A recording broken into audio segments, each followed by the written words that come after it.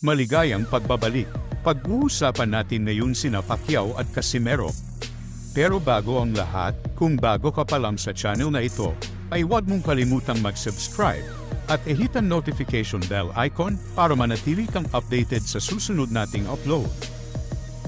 Labis-labis nga po ang tuwa ngayon ni former 3 Division Champion John Riel Casimero dahil sa tila biglang pagbangon ng natutulog nitong boxing career, at ito nga ay mula ng formal na nang ihanunsyo sa publiko ng bago nitong promoter na Kamida Promotions na siya ay opisyal ng kabilang sa naturang sikat na Japanese boxing promotion. Dahil nga dyan, ay idinaan na ni Casimero ang kanyang pasasalamat sa isang post nito sa kanyang Facebook page na Cuadro Alas It's My Boy, sa pamunuan ng Kamida Promotions dahil sa tiwala na ibinigay nito sa kanya. Kasabay nga nito ay mabilis na pag-aangas ang ipinakita ni Casimero sa pamamagitan ng social media. Kung inyong natatandaan, ay sunod-sunod na ang mga banat nito kay Luis Nery. Matapos nang ihanunsyo ng Kamida Promotions noong nakaraang araw na opisyal ng pumilma si Luis Nery sa kanila, ay agad na pong bumanat si Casimero at sinabing kinakabahan na daw itong si Nery sa kanya. Sa sobrang gigil nga nito, ay nirequest na mismo nito sa kanyang promoter na ikasa na ang laban nila ni Nery. Maliban pa nga dyan, ay sinabi pa nga nito sa isa pang post na pareho na daw silang nasa hawla ni Nery, kung kaya't kahit daw ano pang talon ang gawin ni Nery, ay hindi na daw ito makakatakas pa. Dagdag pa ni Cuadro Alas sa isa pang post na madali lang daw siyang papaldo dahil easy work lang daw sa kanya itong si Nery. Habang negatibo nga ang tingin ng ilang mga bashers sa kanyang mga banat, ay positibo naman ang naging tugon dito ng Kamida Promotions. Ayon sa promoter ni Casimero na natuwa daw sila sa pag-aangas ni Casimero dahil napansin daw nila na malakas pa rin daw talaga ang karisma ni Casimero, kung kaya't nasa sabik na daw silang ikasa sa darating na panahon ng bakbakang Casimero versus Nery. Plano kasi ng Kamida Promotion sa ngayon na hanapan muna ng kalaban ang dalawa at pagsamahin sa isang boxing event. Matapos nga nito ay posible na daw na agad na nilang itapat ang dalawa. Sa mga hindi po nakakaalam, ay kilala din talaga sa bansang Japan na maangas din ang promoter ni Casimero. Mukhang magkakasundo talaga ang dalawa dahil na parehong maangas. Dahil nga dito, ay sinabi ni Casimero na proud siya na palagi siyang binibida ng kanyang promoter.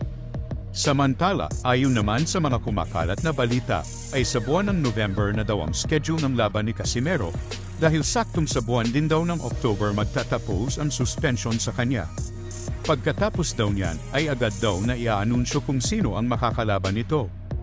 Sa ibang balita naman, sa nakaraang laban na sa pagitan nina 8 Division World Champion Manny Pacquiao at kasalukuyang WBC Welterweight World Champion Mario Barrios, ay hindi na nakontento ang trainer ni Barrios na si Bob Santos sa ipinakita na performance ng kanyang alaga. Ito ay matapos na ang tila hindi pagsunod ni Barrios sa gameplan na inihanda nila para talunin si Pacquiao.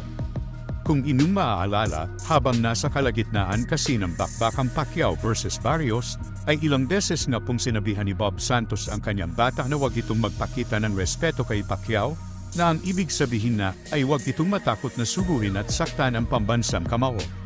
Nais nga ni Bob Santos na maging agresibo si Barrios at huwag magpapagulang sa mga estratehiya ni Pacquiao, tulad daw ng pagrereklamo ni Pacquiao na below the belt ang kanyang mga suntok dahil trabaho daw yun ng referee. Sa kabilangan ng mga instructions ni Santos, ay bigo na itong makumbinsi si Barrios dahil makikita talaga na malaki ang respeto ng alaga niya kay Pacquiao. Dahil nga dyan, ay nababalita ngayon na nagkakainitan na umano si Barrios at ang kanyang trainer.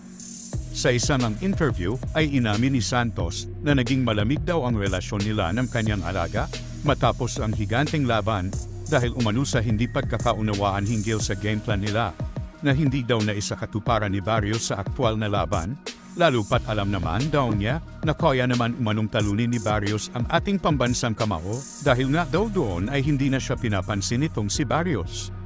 Kaya gusto ngayon ni Santos na kausapin ng masinsinan ang kanyang alaga upang magkaroon daw sila ng malalim na ugnayan sa isa't isa nang sa ganun daw ay magkaisa sila sa gusto nilang mangyari. Pero mukhang tila mas lalong lumalabo nga na mangyari ang mga yun dahil posible daw kasi na sipain na ni Barrios itong si Bob Santos sa kanyang team hindi lang dahil sa tampuhan, kundi dahil sa hindi magandang performance ni Barrios na tila naging katatawanan sa boxing community. Samantala, tila sinuportahan naman ng dating tinalo ni Pacquiao na si Keith Thurman, ang pahayag ng trainer ni Barrios na si Bob Santos, patungkol sa pandaraya daw na dinagawa ni Pacquiao sa mga laban nito. Pahayag ni Thurman, isa daw kasi sa strategy ni Pacquiao ay ginagawa daw nitong referee ang kanyang sarili, sa pamamagitan daw ng pagtawag ng break at maging ang pagtawag daw nito ng low blow pag sumuntok ang kalaban.